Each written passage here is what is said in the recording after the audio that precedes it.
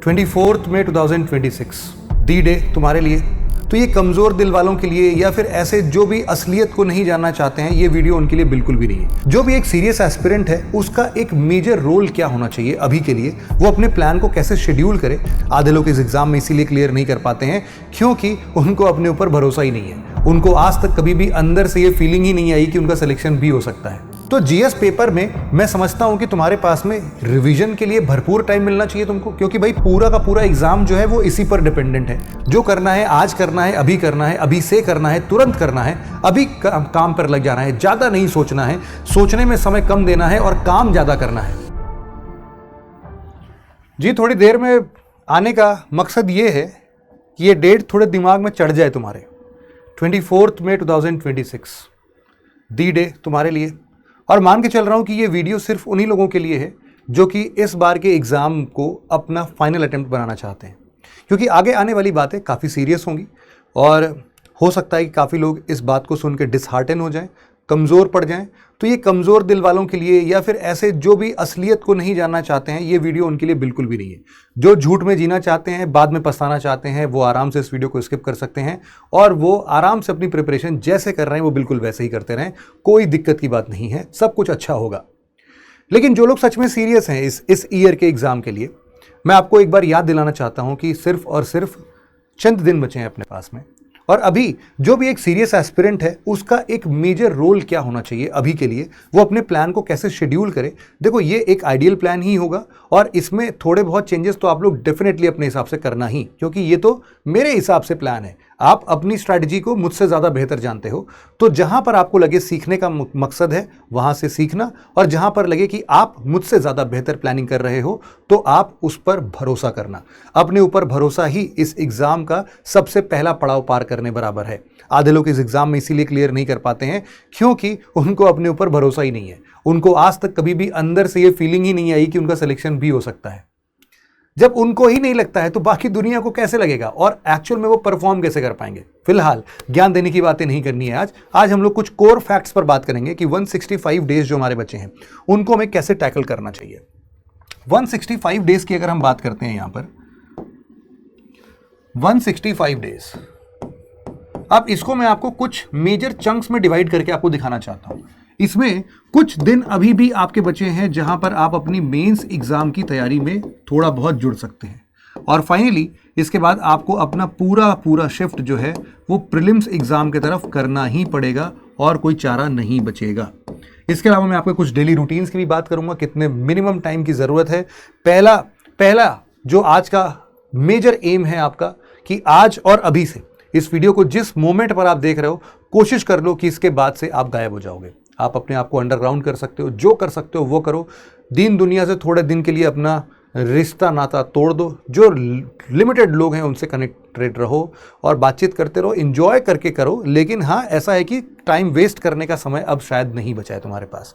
अब मैं इसकी बातें करता हूं तो सबसे पहले जब मैं प्रीलिम्स एग्जाम की बातें करूंगा बेटा, तो आई वुड सपोज कि यहां पर अब मेरे पास में दो चैप्टर्स मिलेंगे, मतलब 2 सीजन्स मिलेंगे मुझे यहां पर। पहला सीजन जो है वो डिफाइन करेगा मेरे जीएस पेपर को और दूसरा मुझे डिफाइन करेगा सीसेट को। अच्छा, मैं जो सीसेट का टाइम एलोकेट कर रहा हूं और जिन भी स्टूडेंट्स का सीसेट ऑलरेडी बहुत अच्छा है तो वो अपना योगदान या तो उसको मेंस एग्जाम में लगा सकते हैं या फिर यहां से टाइम कट करके जीएस पेपर में एडजस्ट कर सकते हैं, वो आपके ऊपर है। देखो जीएस पेपर की भी अगर मैं बात करूं तो यहां पर भी मैं इसको 2 पार्ट में डिवाइड करके चलूंगा। एक तुम्हारा वो पोर्शन जो कि अभी भी बचा हुआ है, पोर्शन यहां पर मैं लिखता हूं ये टू बी कवर्ड, और फाइनली तुम्हारे पास में एक पोर्शन आता है बहुत ही तगड़े रिवीजन का, बहुत ही तगड़े रिवीजन का। और इन सब के बाद प्रीलिम्स की बात भी अगर मैं कर रहा हूं तो जीएस और सीसेट के अलावा मैं यहां पर एक थर्ड विंग और तुम्हारे लिए ओपन करना चाहूंगा। इसको मैं बोलूंगा करंट अफेयर्स। ये बिल्कुल डिफरेंट बॉल गेम होता है, इसलिए इसको थोड़ा डिफरेंटली ट्रीट करना ही सही है। तो जीएस पेपर में मैं समझता हूं कि तुम्हारे पास में रिवीजन के लिए भरपूर टाइम मिलना चाहिए तुमको, क्योंकि भाई पूरा का पूरा एग्जाम जो है वो इसी पर डिपेंडेंट है। अब इसके अलावा अगर तुमने कुछ भी और करने की कोशिश की इस मौके पर तो तुम पक्का इस एग्जाम में नहीं जा रहे हो, इस एग्जाम में सही सक्सेसफुल नहीं हो रहे हो। तो रिवीजन के लिए जो मुझे लगता है एक आइडियल टाइम पीरियड होता है वो अभी के हिसाब से देखने पर हमें पता चलेगा कि 50 से 60 डेज के ज़्यादा नहीं मिलने वाला है तुम्हें। 50 से 60 दिन से ज़्यादा नहीं मिलने वाला है। Once I have deducted 50 to 60 days, you are just left with 110 days. 110 दिन अब तुम्हारे पास बचे हैं। 50 से 60 दिन तुमको रिवीजन करना ही है बिल्कुल एंड में। हमारा 24 मई से 2 महीने पहले, 50-60 दिन पहले खींच लो अपने आप को। उसके बाद अब मैं तुमको बताता हूं, तुम्हारा अगर पोर्शन जीएस पेपर में प्रीलिम्स का भी बहुत ज़्यादा बचा हुआ है, तो मैं तो बोलूँगा बेटा ये वाला पोर्शन अभी फिलहाल के लिए फिर छोड़ दो, कोई बात नहीं, अगले साल देख लेंगे, कुछ होगा। क्योंकि अगर तुम्हारा मेजर एम इस बार का ऐसा है कि यार देखो प्रीलिम्स एग्जाम किसी न किसी तरीके से तो निकलना ही चाहिए, और उसमें अगर तुम्हें प्रायोरिटाइज करना हो तुम्हारे मेंस एग्जाम के लिए, तो तुम बाकी चीज़ों को छोड़कर सिर्फ और सिर्फ कोशिश करो कि किसी न किसी तरीके से तुम्हारा ऑप्शनल पेपर कंप्लीट हो जाए। ऑप्शनल पेपर कंप्लीट होना ही चाहिए तुम्हारे प्रीलिम्स एग्जाम से पहले।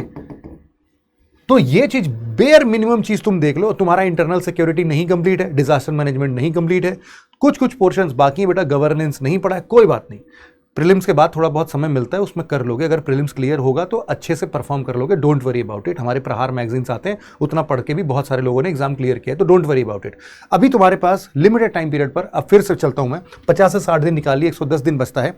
110 दिन में तुम्हारे पास में मुश्किल से अब इस ऑप्शनल को कंप्लीट करने के लिए मैं तो तुम्हें यह सजेस्ट करूंगा कि तुम इस ऑप्शनल को स्ट्रेच करो अप्रोक्सीमेटली मिड फेब तक, और मिड फेब के नाम पर तुम आराम से अपने 2 से 3 घंटे जो है वो फिलहाल के लिए ऑप्शनल पर दे दो। अगर तुम्हें लगता है कि ये ज़्यादा है तो तुम कम करके 1 घंटे कर लो यार, 1.5 घंटे कर लो, वो तुम्हारी मर्जी है। अगर इस 2-3 घंटे में तुम्हारे ऑप्शनल के साथ साथ एक आधे मेंस के सब्जेक्ट और निपट जाते हैं, तुम उनको भी इंक्लूड कर लो। लेकिन मुझे पता है कि काफ़ी मुश्किल सिचुएशन, अभी वो भी नहीं होगा। अब मैं आता हूं, तुम्हारे पास जब ये 2-3 घंटे तुमने फेब तक में दे दिया है ना, तो अब तुम्हारे पास में, मैं मान के चलता हूं इस पूरे सिचुएशन में अगर तुमने 2-3 घंटे मिला कर दिया है, ऐसा देखो कैसे कैलकुलेट करते हैं, एक रफ कैलकुलेशन कैसे कर लूंगा मैं मान के चल रहा हूं कि 165 दिन बच रहे हैं तुम्हारे, और तुमने मिड फेब तक अगर इस बात को देखा है तो तुम्हारे 45 दिन और लगभग 60 दिन के हिसाब से अगर तुम 1/3 कर दो 20 डेज, तो तुमने अभी फिलहाल के लिए, मैं कंप्लीट कर दे रहा हूं इसको, मतलब कि तुमने ऑप्शनल को फिलहाल के लिए अपने 20 दिन के बराबर का समय दे दिया है। जब तक तुम इसको मिड फेब तक कंप्लीट करोगे तो मोर और लेस तुमने इसको 20 दिन दे दिया है। अब 20 दिन में तुम्हारा सिर्फ मेंस एग्जाम का ही पोर्शन बाकी जो भी है कंप्लीट करना है, इसके बियॉन्ड नहीं कर सकते हो। अब बचता है हमारे पास में बचा हुआ कुछ दिन। अब इसमें सेम टू सेम मैं ये बोलूंगा कि करंट अफेयर्स का रिवीजन जो है तुम्हारे लिए ये भी बहुत इंपॉर्टेंट है, और पिछले 1.5 साल के करंट अफेयर्स तुमको रिवाइज भी करने हैं।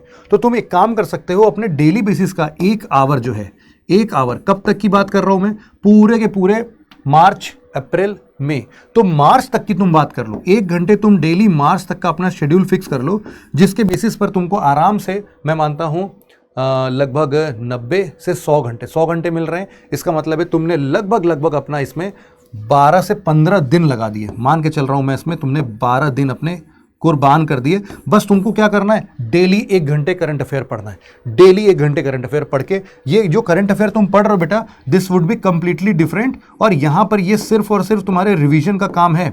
जो तुम्हारा पिछले 1.5 साल का करंट अफेयर छूट रहा है, उसके रिवीजन की बात हो रही है इस 12 दिनों में, या 1 घंटे डेली मार्च तक का शेड्यूल फाइनल करो।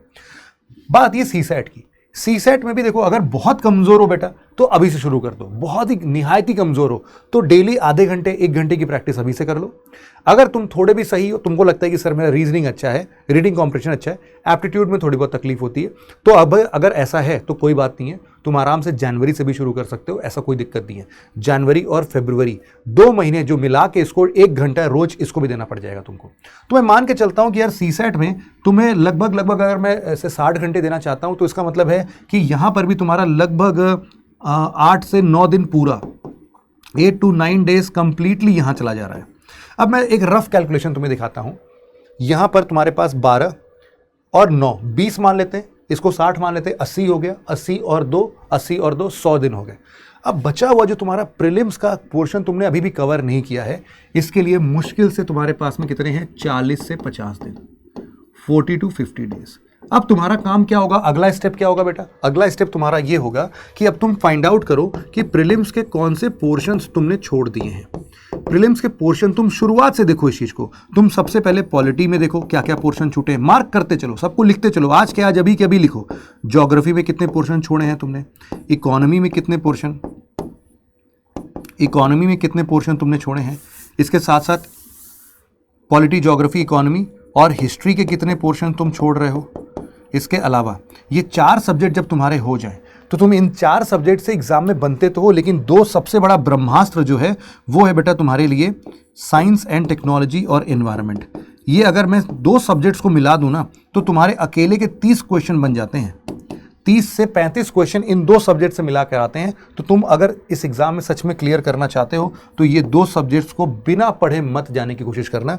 अब तुम इन सभी के पोर्शंस निकाल लो। मान लो कि तुमको पॉलिटी में 10 चैप्टर बाकी है, तुम्हारा इकोनॉमी ज्योग्राफी में थोड़ा सा एक पोर्शन बाकी है, इकोनॉमी में जो भी पोर्शन बाकी है तुम किसी न किसी तरीके से उसको 40 से 50 दिन में अपना एडजस्ट कर लो। अब 40 से 50 दिन में जब एडजस्ट करोगे तो उसको कैसे करोगे? मैं मान के चल रहा हूं कि आज के डेट पर तुम डेली बेसिस पर 9 आवर्स की मिनिमम स्टडी करोगे, 9 घंटे की मिनिमम स्टडी करोगे। और ये सेल्फ स्टडी की बात हो रही है। तुम अगर कोई क्लासेस वगैरह अटेंड कर रहे हो, वो सब कर रहे हो तो भाई भूल जाओ, वो फिर 9 घंटे उसमें काउंट नहीं हो रहे हैं। 9 घंटे अलग से पढ़ाई करने की बात है। अब इस 9 घंटे में देखो काफ़ी टाइम तक तुमको अभी फिलहाल का जो टाइम है वो तुम्हारे ऑप्शनल पेपर पर चला जाएगा। तो ऑप्शनल पेपर पर चूंकि डेप्थ ज़्यादा चाहिए होती है तो मैं तो सजेस्ट करता हूँ यार, देखो मॉर्निंग का जो टाइम है तुम्हारे लिए, मॉर्निंग शिफ्ट की अगर मैं बात करूँगा तो मैं तुमसे बोलूँगा कि भाई देखो यहाँ पर तुम इसको कवर कर लो।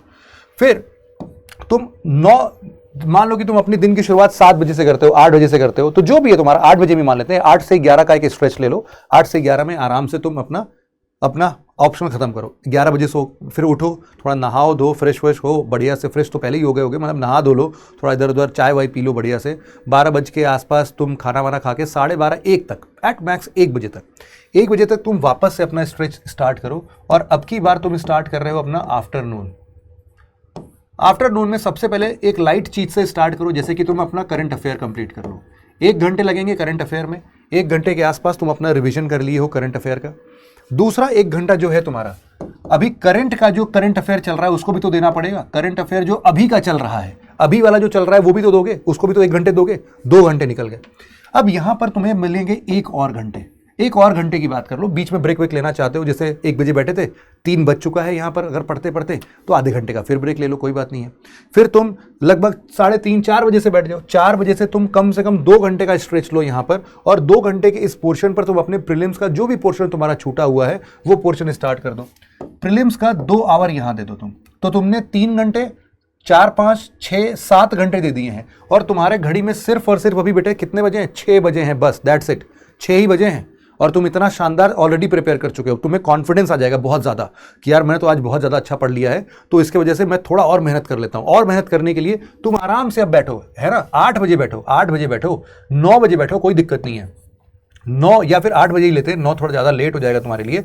8 बजे बैठो और 8 को बोलो तुम अपना नाइट शिफ्ट के चलते तुम कम से कम नहीं तो 8 से 10 आराम से पढ़ाई करो। 8 से 10 फिर क्या पढ़ोगे? देखो तुम्हारे पास में 2 चीजें होंगी, या तो तुम अपने 2 सब्जेक्ट्स को साइमल्टेनियसली ओपन कर लो, या फिर तुम यहां पर अपने कुछ पोर्शंस को रिवीजन के लिए स्टार्ट कर दो। जो भी पोर्शन तुमको लगता है कि मैं काफी दिन पहले पढ़ा था उसका थोड़ा सा पोर्शन तुम यहां पर दे दो, या फिर तुम्हारा जो स्ट्रेच यहां पर अभी 2 घंटे का गया था ना प्रीलिम्स का, उसका 1 आवर यहां पर और दे दो, 1 घंटे और दे दो। टोटल तुम्हारे 9 घंटे मिल जाते हैं। अब तुम्हारे बज गए घड़ी में 10 बजने के साथ साथ मैं यूं नहीं बोल रहा कि सो जाओगे। 10 बजे चलो 15-20 मिनट आधे घंटे फिर मौज मस्ती कर लो अपना, कोई लोड नहीं है। इसके बाद तुम क्या करो बेटा, कम से कम तुम अपने दिन के इस 30 मिनट को सेव करना जरूर से। ये सबसे इंपॉर्टेंट पोर्शन है। इस 30 मिनट में क्या करोगे? 30 मिनट में तुम अपना दिन की शुरुआत से जो तुमने पढ़ा था, ऑप्शनल की जो बातें पढ़ी थी उसको फटाफट से फिंगर टिप्स पर काउंट करना। जो तुमने करंट अफेयर्स पढ़ा था उनको फटाफट से फिंगर टिप्स पर काउंट करना। जो तुमने प्रीलिम्स के बेसिस पर रिवीजन किया है और जो तुमने नया सब्जेक्ट छोड़ा है, वो मतलब नया सब्जेक्ट जो स्टार्ट किया है वो प्रीलिम्स वाला, उनको भी फटाफट से फिंगर टिप्स। ये दी मोस्ट इंपॉर्टेंट है, दी मोस्ट इंपॉर्टेंट। अब यहां पर मैं तुम्हें समझाना चाहता हूं कुछ और बातें। कई बार जब तुमको शाम में समय मिलेगा ना, शाम में यहां पर 1 घंटा एक्स्ट्रा मिला था, तो ऑलवेज ट्राई टू फोकस कि इस 1 घंटे में बेटा तुम लास्ट में क्या करोगे, अपने PYQs को जरूर से देखोगे। इसके बिना यूपीएससी में सिलेक्शन नहीं है, ये मान के चलो तुम। और PYQs को तुम मान के चलो कि तुम्हारे 24 मई तक में कम से कम तुमको 10 बार देखना है, 10 बार विजिट करना है। अगर तुम इतना इंश्योर कर पाते हो तब तुम मान लो कि अब इस बार का प्रीलिम्स जो है तुम्हारा काफी फाइनल अच्छे तरीके से कंप्लीट होने वाला है। तो आई होप कि इस पूरे स्ट्रैटेजी के बेसिस पर तुम अपने इस पूरे जोन को बहुत क्लियरली आइडेंटिफाई करोगे, उनको रिवीजन मोड पर डालोगे, उनको तुम अपने सीसैट के लिए मैं तुम्हें एक और चीज़ बताना चाहूँगा। सीसैट के बेसिस पर मैं तुमको ये बोलना चाहूँगा, भाई देखो 8 से 9 दिन तुमने दे दिए, एप्टीट्यूड वाले पोर्शन पर दे दिए। अब तुम क्या करना, लास्ट में आते आते जब तुम्हारे ये 2 महीने का रिविजन चलेगा, इस 2 महीने के रिविजन में बेटा तुम बस सीसैट अगर तुम्हें डर लग रहा है तो सीसैट के कम से कम 3 से 4 मॉक टेस्ट लगा लेना, 3 से 4 मॉक लगा लेना। और इसी टाइम पर जब तुम रिवाइज कर रहे होते हो ना 50-60 दिन पर, यहां पर भी शुरुआती जो 1 महीना होगा उसमें भी तुम कोशिश करना कि प्रीलिम्स ओरिएंटेड टेस्ट वगैरह थोड़े से लगाते चलो। वैसे देखो टेस्ट वेस्ट लगाने का टाइम तुमको इधर भी निकालना ही पड़ेगा। तो ये जो आखिरी का 1 घंटा मैंने तुम्हें छोड़ के दिया था ना, ये सब यही काम करने के लिए है।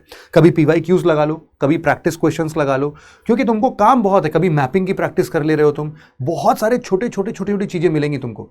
इनफैक्ट इन सभी सब्जेक्ट्स के अलावा भी बेटा तुम्हारे पास में जैसे कुछ ऑर्गेनाइजेशंस की रिपोर्ट आएंगी, भी ऑर्गेनाइजेशंस रिपोर्ट्स, बहुत सारी चीजें होंगी, है ना। उन सबको तुम्हें कंप्लीट करने की कोशिश करनी पड़ेगी। तो अभी धीरे धीरे तुम शुरुआत करो यहां से, और फिर फाइनली तुम अपना एक बेहतरीन स्ट्रैटेजी के साथ डेवलप कर सकते हो। आई होप कि तुम्हारे लिए ये पोर्शन काफी मजबूत बने, है ना। तुम्हारा एक ऐसा शेड्यूल बने जिसको तुम स्ट्रिक्टली फॉलो करो। अब वो टाइम नहीं रहा जब तुम लेथार्जिक वे में प्रोकास्टिनेट करते हुए चीज़ों को कल पर टाल दोगे। कल आएगा ही नहीं। जो करना है आज करना है, अभी करना है, अभी से करना है, तुरंत करना है, अभी काम पर लग जाना है, ज़्यादा नहीं सोचना है, सोचने में समय कम देना है और काम ज़्यादा करना है। तो इस तरीके से तुम बेसिकली अपना पूरा एक मतलब एक पूरा पैकेज तुम अपने आप को दे रहे हो, जिसमें तुमने हर एक बातों का ध्यान दिया है।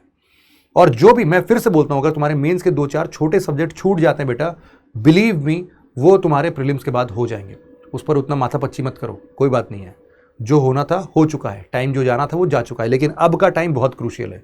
अब वो दिन है, अगर तुमने सही से यूटिलाइज नहीं किया तो अब तुम हर एक दिन में 1 घंटा वेस्ट किया तो मान के चलना कि सिलेक्शन के कुछ % चांसेस तो कम हो चुके हैं।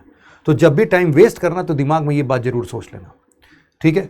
तो अब मैं तुम्हें ऐसा मोटिवेट करने के लिए नहीं आया हूँ, यहाँ पर कोई लेक्चर देने नहीं आया हूँ, एक प्रैक्टिकल टारगेट डिस्कस करना था। तुम सभी समझदार हो, इस पर टिको, काम करो, अपने हिसाब से बनाओ। मैंने इसीलिए कुछ भी फिक्स नहीं किया तुम्हारे लिए, ये सब तुम डिसाइड करने वाले हो। और इतना भी नहीं डिसाइड कर पा रहे हो बेटा तो फिर काहे बात की UPSC की तैयारी। जिला संभालने की बातें करते हो और तुम अपना शेड्यूल सही से नहीं बना पा रहे हो। तो इसीलिए नीचे मुझे कमेंट सेक्शन में तुम्हारा प्रॉमिस चाहिए कि तुम इस पूरे शेड्यूल को आज और अभी तुरंत के तुरंत इसको कंक्लूड कर रहे हो, अपना एक बेस्ट टारगेट डिफाइन कर रहे हो और उस पर जम कर तैयारी कर रहे हो। नीचे कमेंट पर मुझे जरूर से बताना कितने लोगों ने ये सारा काम अपना कर लिया है, ठीक है। बस 2-4 सेकंड का लंबा मैसेज लिखने की जरूरत नहीं है, बस लिख देना कि sir yes I have done, बस इतना ही चाहिए मुझे। तो नीचे कमेंट सेक्शन में तुमसे मिलता हूं मैं और देखता हूं कितने लोग इस वीडियो को सच में सीरियसली लेते हुए समझते हैं। आज के इस वीडियो में इतना ही था। Thank you so much for listening it very patiently friends. Have a nice day, take care, bye bye and जय हिंद।